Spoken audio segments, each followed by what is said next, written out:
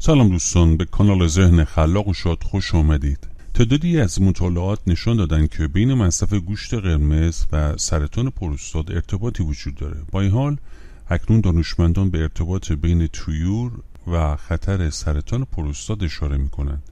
همچنین به نظر میرسه که خوردن گوشت مرغ نیز میتونه شانس ابتلا به ملانوم بدخیم و لنفو غیر هوکچین رو افزایش بده. طبق گفته سازمان بهداشت جهانی، گوشت فرآورده شده مثل کالباس، سوسیس، همبرگر و گوشت‌های فست فود و همینطور گوشت قرمز احتمالاً سرطانزا هستند و هر دو با سرطان پروستات و همچنین سرطان روده بزرگ و پانکراس مرتبطند. برخی شواهد نیز ارتباط سرطان معده رو هم نشان دادند. ارتباط بین مصرف گوشت طیور و سرطان پروستات قبلا بررسی شده. در یک متاآنالیز در سال 2016 دانشمندان 27 مطالعه رو تجزیه و تحلیل کردند و به این نتیجه رسیدند که هیچ ارتباطی بین مصرف مرغ و خطر سرطان پروستات وجود ندارد. با این حال در تحقیقات جدید دانشگاه آکسفورد یافته‌ها متفاوت بود. به گفته محققان، مصرف گوشت مرغ یا طیور به طور مثبت با خطر ملانوم بدخیم، سرطان پروستات و لنفوم غیر هوکچین مرتبطه. این اولین مطالعه از نوع خود است که ارتباط بین خوردن گوشت مرغ و سرطان پروستات رو نشان میده. مطالعه گسترده بر روی 475,000 فرد بریتانیایی به مدت 8 سال مورد بررسی قرار گرفت. رژیم غذایی این افراد تجزیه و تحلیل شد و میزان مصرف غذایی رو با مشکلات سلامتی داوطلبان مقایسه کردند. در طول 8 سال پیگیری تحقیق 23,000 مورد سرطان جدید تشخیص داده شد. محققان دریافتند که مصرف بیشتر مرغ با ایجاد سرطان پروستات، ملانوم بدخیم و لنفو ارتباط داره. اگرچه مکانیزم‌های زمینه‌ای در این مطالعه شناسایی نشدند، ولی آنها به عوامل متعددی اشاره کردند که میتونه دخیل باشه. یک احتمال اینه که گوشت مرغ ممکنه حاوی مواد سرطانزا باشه یا خطر سرطان با نحوه پخت گوشت مرغ مرتبط باشه. از اونجایی که در تحقیقات قبلی نشان داده است که افراد بعد از مصرف گوشت قرمز با خطر سرطان پروستات مرتبط هستند، ممکنه همین امر در مورد مصرف گوشت مرغ نیز صادق باشه. در حال حاضر تحقیقات بیشتری برای تعیین اینکه آیا ارتباط مثبتی بین خوردن مرغ و سرطان پروستات وجود دارد یا نه مورد نیازه. متخصصان تغذیه نگران اجزای خطرناک گوشت قرمزند. محققان دریافتند گوشت قرمز کباب شده در دمای بالا حاوی مقدار قابل توجهی مواد مضره. در واقع این مواد مضر این فرضیه رو برانگیخت که مصرف گوشت با افزایش خطر مشکلات پروستات در ارتباطه و ثابت شد که گوشت قرمز و گوشت فرآورده شده از این فرضیه حمایت می‌کنند و بنابراین مصرف کمتر آن توصیه می‌شود. گوشت مرغ همتای گوشت قرمز نیز در تعدادی از مطالعات ارزیابی شده است، اما شواهد قطعی نبود و در برخی از مطالعات به نفع این فرضیه رأی داده شد. اما مطالعه استاد میلر و همکارانش در سال 2013 بر روی گوشت مرغ سرخ شده نشان داد که مرغ سرخ شده افراد رو در معرض خطر ابتلا به سرطان پروستات قرار میده. همچنین آماری در ایالات متحده ارتباط قوی بین مرگ و میر ناشی از سرطان پروستات و مصرف سرانه مرغ رو نشان داد. همچنین مطالعه‌ای در سال 2008 نشان داد که در صورت مصرف زیاد گوشت مرغ ریسک مبتلا شدن بالاست و در مقایسه با مصرف کم خطر مبتلا شدن به مشکلات پروستات کاهش می‌یابه.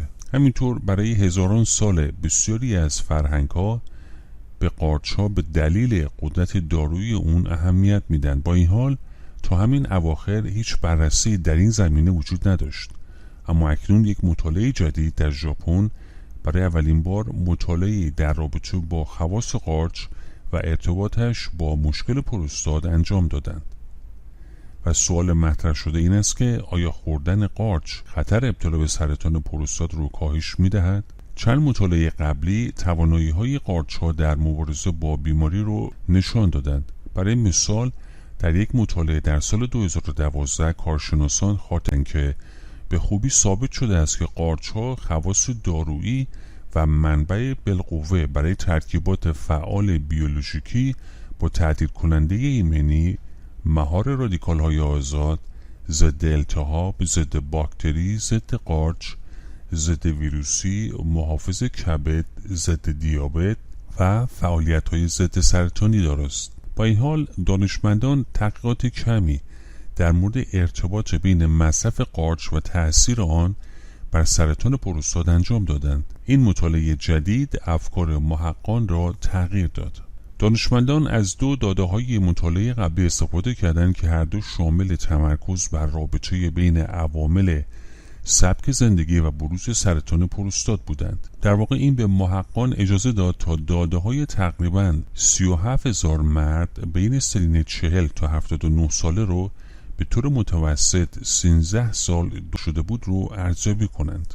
در انتها این اطلاعاتی است که محققان به دست آوردند. در طول پیگیری 1204 مورد سرطان پروستات وجود داشت که 3.5% از شرکت کنندگان رو تشکیل میداد. مردانی که 1 یا 2 بار در هفته قارچ مصرف میکردند در مقایسه با مردانی که کمتر از 1 بار در هفته قارچ میخوردند 8% کمتر در معرض خطر ابتلا به سرطان پروستات بودند. همینطور خطر نسبی سرطان پروستات در مردانی که 3 بار یا بیشتر در هفته قارچ میخوردند 17% کمتر بود. همینطور سطح آنتیژن اختصاصی پروستات PSA در برخی از مردانی که قارچ مصرف میکردند کمتر بود و همچنین پاسخ ایمنی بدن به سرطان پروستات رو افزایش میداد. در این تحقیق اثر ضد سرطانی فقط در مردان بالای 50 سال انجام شد. محققان معتقدند که این ممکنه به این دلیل باشد که بیماری پروستات در مردان جوان بسیار کمتر است. کارشناسان خاطر نشان کردند که آنتی اکسیدان‌های موجود در قارچ دلیلی برای اثر ضد سرطانی اونهاست. از جمله این آنتی اکسیدان‌ها میتوان به L-آرگوتیونین و گلوتانیونین اشاره کرد که هر دو قوی هستند. پتانسیل ضد سرطانی قارچ‌ها پس از کنترل سابقه خانوادگی سرطانی و مصرف الکل و تنباکو و مصرف قهوه قابل توجه بود. همچنین متخصصان توصیه میکنند که خوردن تنها 8 قارچ در روز میتونه 100% از مصرف روزانه توصیه شده یک فرد بزرگسال رو تأمین کنه. همینطور تحقیقات جدید نشان میدهد که خوردن یک صبحانه غنی از قارچ ممکنه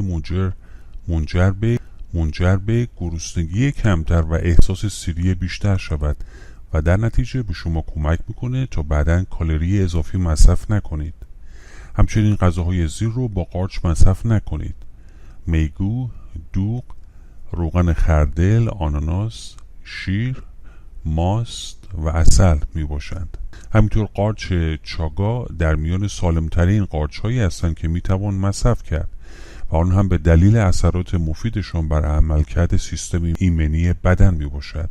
این قارچ ها آداپتوژن یعنی پتانسیل کاهش سرعت سرطان، کاهش التهاب، کاهش سطح کلسترول رو دارا می باشند.